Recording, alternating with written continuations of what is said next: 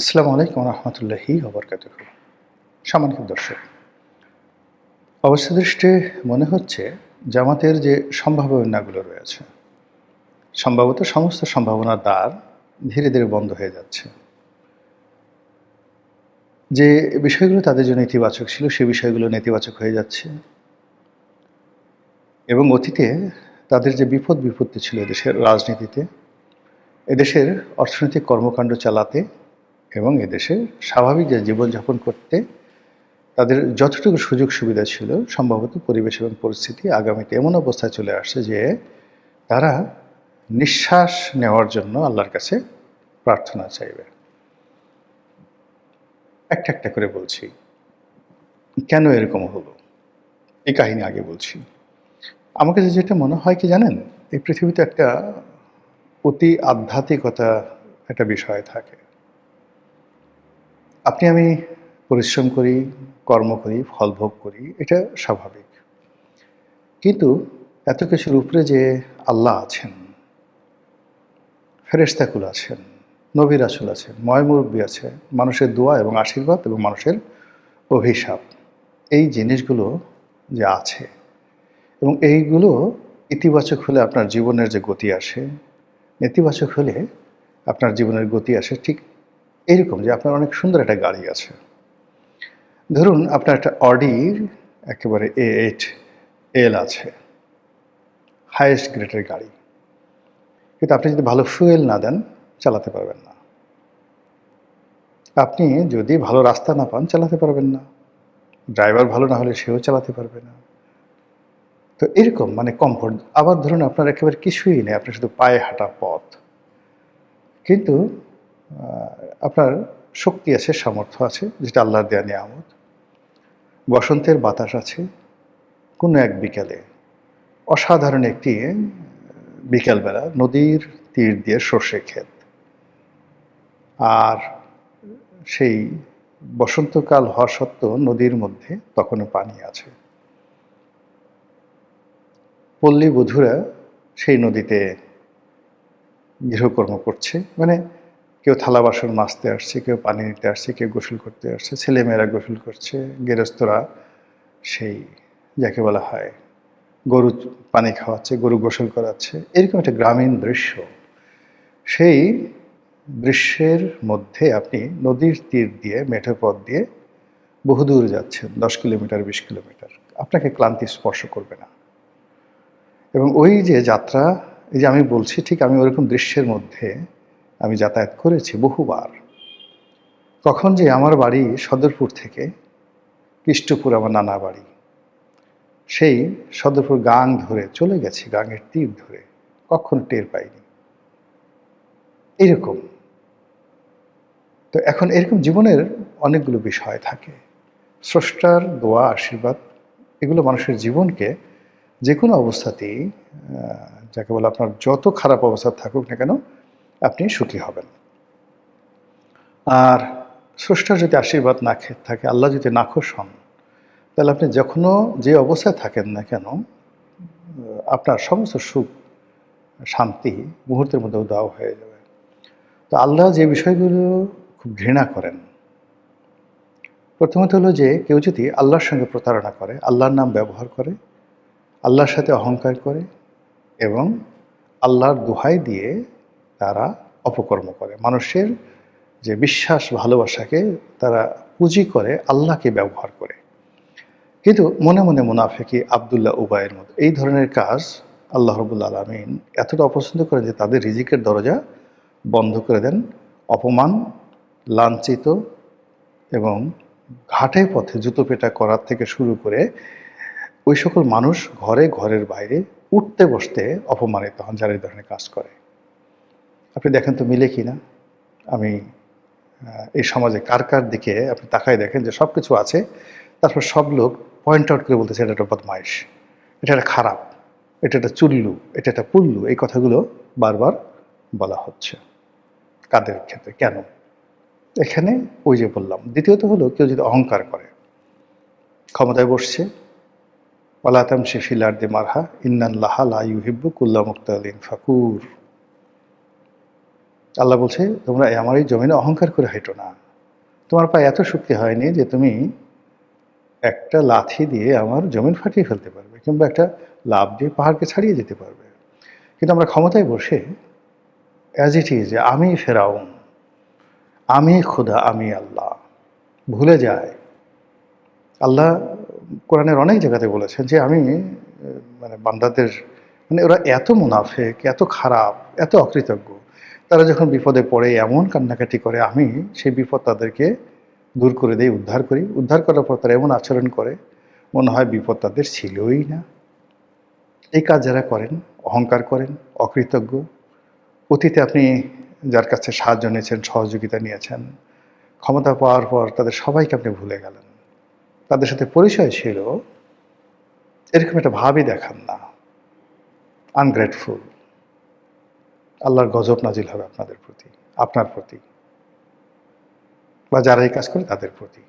এই দুটো জিনিস বললাম। এই অতি প্রাকৃতিক বিষয়গুলোর কারণে কি হলো, মানুষের অনেক সম্ভাবনাগুলো নষ্ট হয়ে যায়। তো এই যে জামাতের ক্ষেত্রে অতি প্রাকৃত কি আছে বা না আছে আমি বলতে পারবো না, আমি জানি না, কিন্তু বহু সম্ভাবনা তারা পেয়েছে 1947 থেকে আজ পর্যন্ত।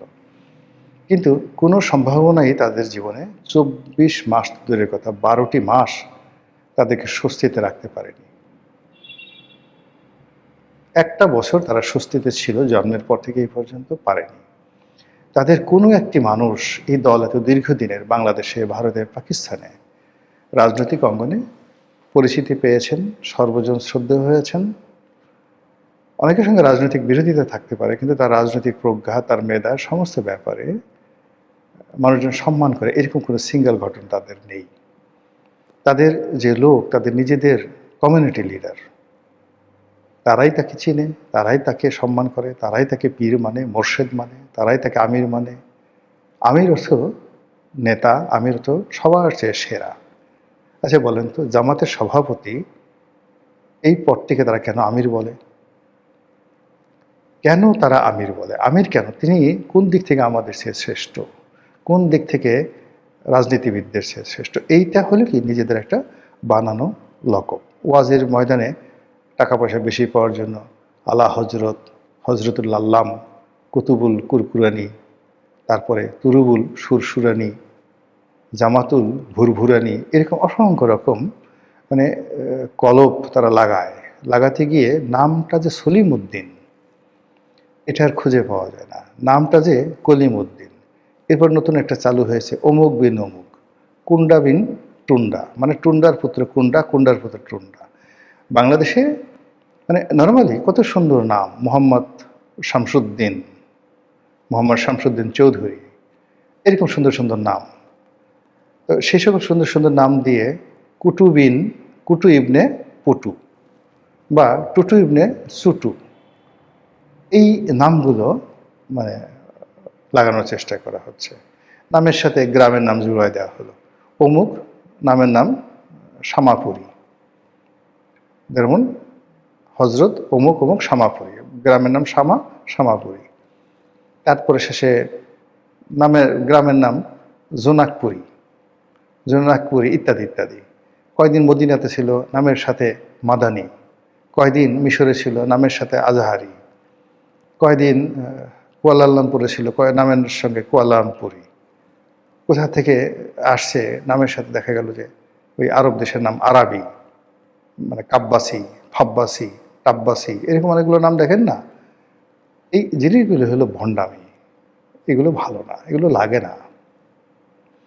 অতীতের কোনো আপনি আল বিরুনি, আমরা আল বিরুনি নাম শুনলেই তো বুঝতে পারি। ইবনে সিনা নাম শুনলে আমরা বুঝতে পারি। জাবির ইবনে হায়ান নাম শুনলে আমরা বুঝতে পারি।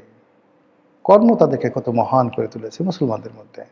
বা একজন হিরোডোটাস, আমরা তার কিছু বলি না, জনাব হিরোডোটাস, মিস্টার হিরোডোটাস, খালি হিরোডোটাস, সক্রেটিস, কনফুসিয়াস, তাওঝু, মানে এই নামগুলো স্মরণ করার সাথে সাথে আবুল ফজল, আইনে আকবরীর লেখক আবুল ফজল, চাণক্য, মানে যারা পৃথিবীর বড় মানুষগুলো, তাদেরকে মানুষ ওভাবেই স্মরণ করে। যেমন তারেক রহমান সাহেব আছেন, বা আমরা যারা রাজনীতি আসছি, আমরা যদি গ্রাম দিয়ে যাই, যদি ছোট ছোট বাচ্চা পোলাপান বলে যে ওই যে রনি যাইতেছে, ওই যে তারেক যাইতেছে, এটাই আমার জীবনের সবচেয়ে বড় সফলতা। তারেক রহমান সাহেবের সাথে মানে তারেক রহমানের সাহেবের সফলতা। গ্রামে রাস্তাতে হাঁটতেছি বা মোটরসাইকেলে যাচ্ছি, এই 3 বছর 4 বছরের পোলাপান চিনে ফেলছে, উলঙ্গ খেলতেছে, এই রনি রনি রনি রনি যায় রনি যায় রনি যায় রনি যায়। আবার আমি যখন দাঁড়ালাম, সবাই একটা দৌড় দিয়ে এসে পালাই গেল ধান ক্ষেতের মধ্যে। ও দৃশ্য, ও সৌন্দর্য আপনি না দেখলে বুঝতে পারবেন না। অসাধারণ। তো এইভাবে কুতুবি ঠুতুবি লাগে না, এগুলো লাগে না। তো যেটা বলছিলাম যে বিভিন্ন কারণে, আধ্যাত্মিকতার কারণে মানুষের জীবনে বরকত আসে, আর আধ্যাত্মিকতার কারণে, ন্যাচারাল কারণে, খোদাই ক্রোধের কারণে জীবন থেকে অনেক বরকত উঠে যায়। জামাতের ক্ষেত্রে কি হয়েছে আগে বলছে আল্লাহ জানেন, আমরা জানি না। কিন্তু এখন এই যে এই সময়টাতে যে বিপদ এবং বিপত্তিগুলো চলে আসছে, বিএনপি মানে রাষ্ট্র ক্ষমতায় তারেক রহমান বসার পরে জামাতকে যেভাবে শ্রেণী শত্রু মনে করছে এবং জামাতকে নানাভাবে কাট্টুস করার জন্য, সাইজ করার জন্য তারা যে কর্মগুলো করছে এবং জামাতকে নাজেহাল করার জন্য জামাতের আমির থেকে শুরু করে অন্যান্য যে সমস্ত লোকজন, তাদের শীর্ষ নেতৃবৃন্দ রয়েছেন, তাদের ক্যারেক্টার অ্যাসাসিনেশন যেভাবে হচ্ছে, এর পেছনে মদত আছে। যারা এই ধরনের কাজকর্ম করছে, সরকার হাতে এমন মেশিনারিজ আছে, সরকার যদি চাইতো যে তার বিরোধী দলীয় নেতাদেরকে তারা প্রোটেক্ট করবে, তাদের সম্মান বাঁচাবে।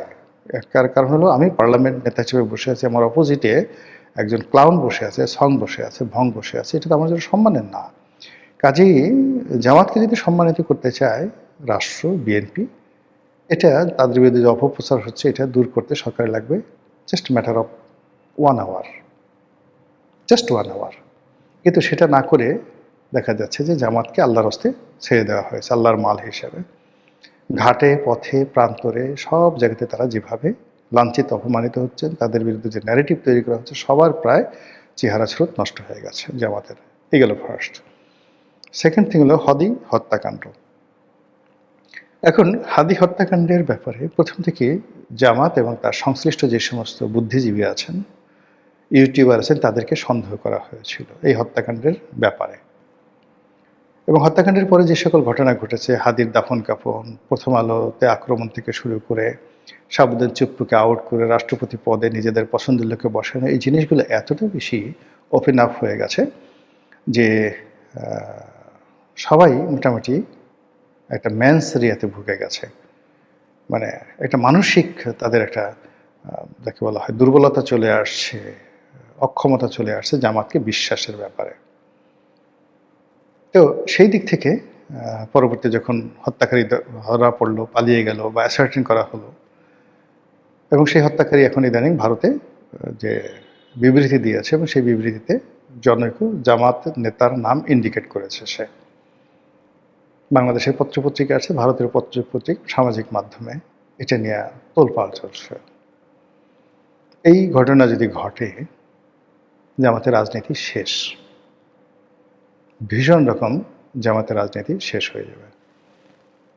এরপরে মার্কিন যুক্তরাষ্ট্রের একজন কংগ্রেসম্যান তিনি প্রস্তাব করেছেন যে বাংলাদেশে ৭১-এ যে গণহত্যা হয়েছে, এই গণহত্যাকে স্বীকৃতি দেওয়ার জন্য।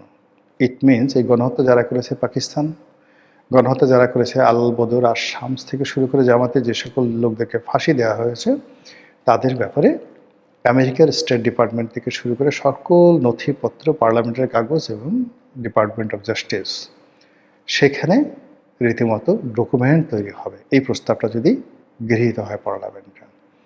ফলে আজীবনের জন্য জামাত আমেরিকা এবং ইউরোপের কাছে অচ্ছুত এবং অপাঙ্ক্ত হয়ে পড়বে। এরপরে জনাব শাহাবুদ্দিন চুপ্পু, তাকে যেভাবে বিএনপি সম্মান করছে, যেভাবে সামনের সারিতে এগিয়ে নিয়ে আসে, এটাও জামাতের জন্য ভীষণ রকম বিব্রতকর। ফলে সব মিলিয়ে আমি তো বললাম, প্রথমে বললাম যে সমস্ত সম্ভাবনার যে দ্বারগুলো আস্তে আস্তে আস্তে আস্তে জামাতের জন্য সংকুচিত হয়ে আসছে। আল্লাহ ভালো জানেন তাদের ভাগ্যে কী আছে, আমাদের ভাগ্যে কী আছে। যেটি ভালো হয় সেটি আল্লাহ করবেন। আসসালামু আলাইকুম রহমতুল্লাহি ওয়া বারাকাতুহু।